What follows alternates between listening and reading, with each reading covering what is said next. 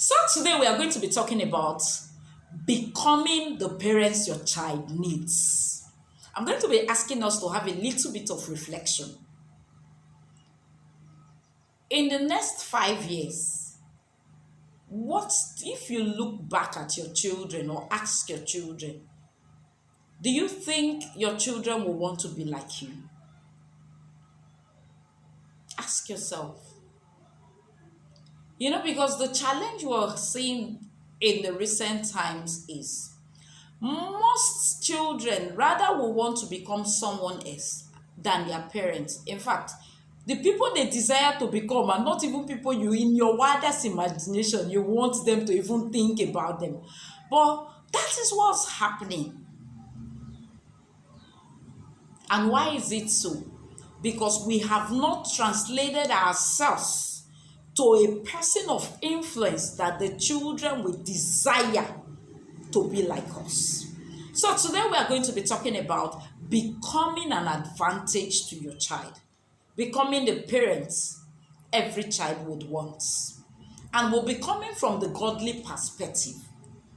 Becoming a godly parent, it's an advantage on its own. Why? For a godly parent, I'm not talking about the parent that just go to church, no. I'm talking about a parent that has a connection with God. I'm talking about a parent that is empathetic. I'm talking about a parent that is skillful. A parent that understands that he is in for an assignment to deliver to the world. A parent that understands that God has given him responsibility to ensure that the arrow that is in his hands will be released and God will not be ashamed. He will not be ashamed. A parent that understands that he is a light to his world and he has no business bringing forth darkness. That's the parents I'm talking about. And the God factor in parenting gives you an advantage. Why? Because he has the manual. He knows everything. He is able to interpret, he's able to tell you when you work closely with him, especially with intentionality, to ensure that you are able to deliver your assignments. It's just like when you're given a research work to be done. You know a little, but you don't know all. So from time to time, you go back to your books to do a research, to find out what can be added, what can you do to improve it. It's the same way the God factor in parenting puts you as an advantage in parenting, because God knows it all. He has an idea of the future. He sees everything. So when he's put first in this assignment, I'm not talking about going to church every day. No. I'm talking about a parent that when he or she is confused, not sure of the next step to take, it's like La paroko sokoto yalaba rete kete kete kete. Sweet Spirit of the living God, what is the next step to take? What should I do? What is my, that is the parent I'm talking about. A parent that has a bond with the Holy Ghost, asking for direction, standing in the altar for their kids. That's the parents we are talking about. I want us to understand something. For you to be a parent of advantage, or for you to become a parent your child needs, you should understand that we are not warring with the world. We are not fighting with knives. We are not fighting battles with, shouting. No, not with yelling. We are fighting with knowledge. So for you to become the parent that your child needs, you need to be filled with knowledge. You need to be filled with knowledge. Both the knowledge of God and the physical strategies that is needed to bring the raw arrow to its place. You need to be filled with knowledge. You need to be filled with knowledge. Children are natural geniuses. That's the truth. But our parenting style might either make them better or degenius them. If there's any word like that, please pardon me. So it's our parenting style that either makes the children better or genius them. So, if you must become a parent that your child needs, then you must see parenting as a premium or number one thing that you need to place first. It's so unfortunate that we see many other things as the number one thing. Either our work takes the place and the next thing you tell yourself you don't have time. Time is the currency of destiny. So if you don't have time to mold these destinies, what are you molding? It is what you place value on, you give time to. So for you to become a parent that your child needs, you need to give the child time. You need to be available. You need to be there.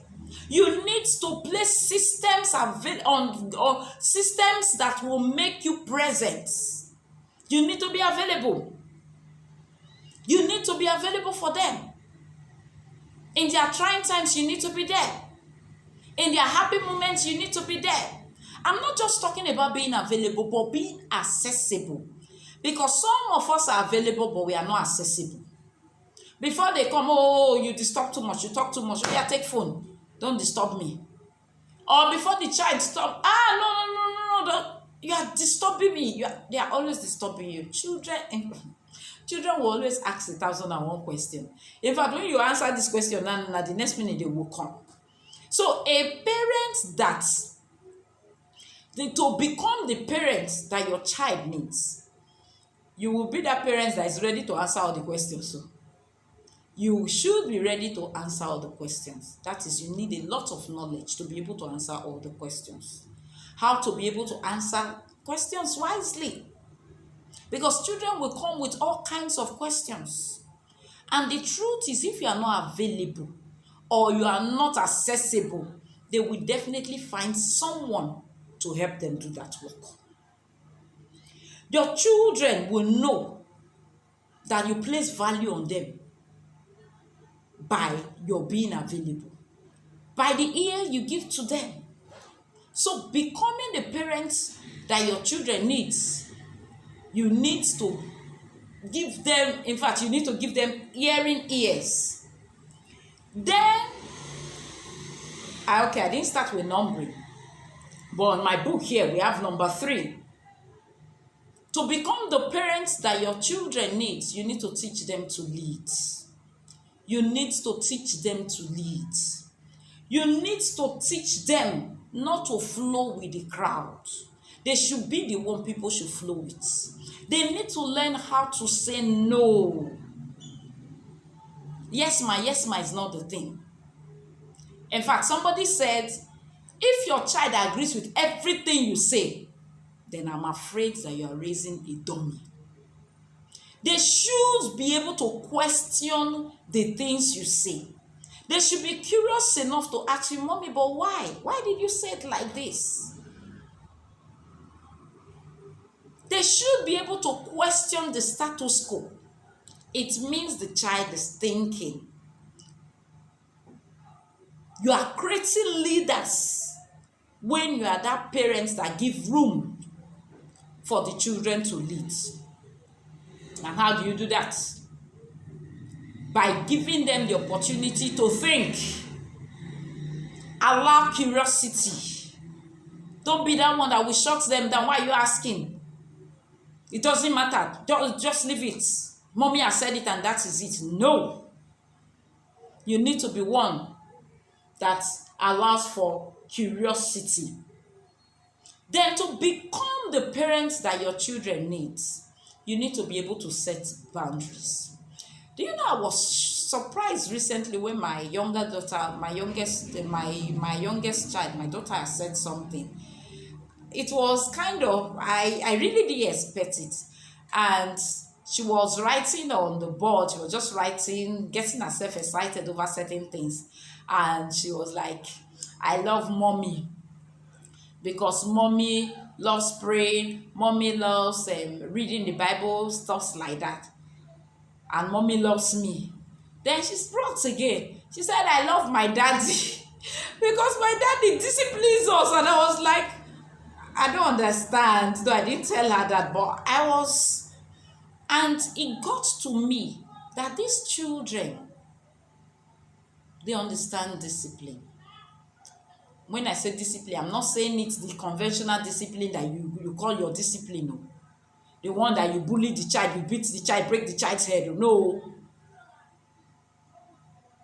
That's not the discipline. We will talk about that, but that is not, in fact, discipline is actually training. Discipline is self-control. Discipline is teaching a child what to do.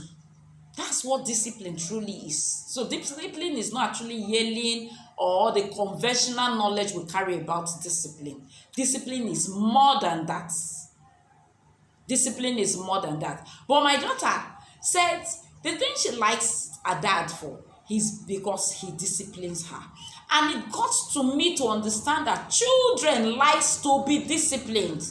In fact, when you don't discipline the children, in no time, they would, one, not respect you. Two, they would turn back in the future and accuse you for not doing what was right. It was my mommy. She did not teach me how to do this. She did not teach me how to do that. That child that you are pampering, leave him now, he doesn't know anything. He knows something. So, a parent that would become an advantage to a child or to their kids is that one that will set early boundaries. Their age-appropriate boundaries. Their age-appropriate responsibilities to give to every child as they grow. I saw somebody and I was telling her the screen is not too good for your child, and the person was like, no, I beg you, this child cries too much. Oh. That's the one that's how we keep the child. And I was like, but there are other things you can do. And she was like, no, I beg. But is that same parent, I'm very sure they don't even have a screen, they don't even have a screen control. They are not able to even guide the children on where they go. But is that same parent that will come crying in the future that child is into all manner? So, the parent that is an advantage to a child is that parent that will set early boundary. The next point, let me say number 5, and I will end here. A parent that will become an advantage to his child is that parent that would discipline the child. I was telling you about discipline not too long. Discipline is about placing structures, routines to be followed. And even talking about discipline, you must become before your child becomes. So you must be disciplined first before you expect that discipline from your child. You wouldn't tell them, don't play secular music, and you are playing secular music. My friend was telling me that she told her husbands that from now henceforth they want to put certain things in place in their house, and one of the new rules or one of the new values in the house was not to play secular music. The following morning, the husband was already playing secular music, and she was like, no now. I don't know if we are getting it. For our children to become, we need to become first. I think I should have even started from here. You cannot give what you don't have. For you to be able to discipline your child, for you to be able to place boundary, you need to have been able to control yourself. You need to have been able to place boundary over yourself. You need to have been able to tell yourself, I'm going to read 20 pages of books, of a book in a day, and be able to sit to do that. You cannot be shouting, go and read, and you don't read. So, for you to become an advantage to your child, you need to be a disciplined parent. I think I'm going to be ending here so that the video don't get too long. But we are going to be continuing in another segment. Keep up with me. Please do like this video, subscribe, and God richly bless you. Bye.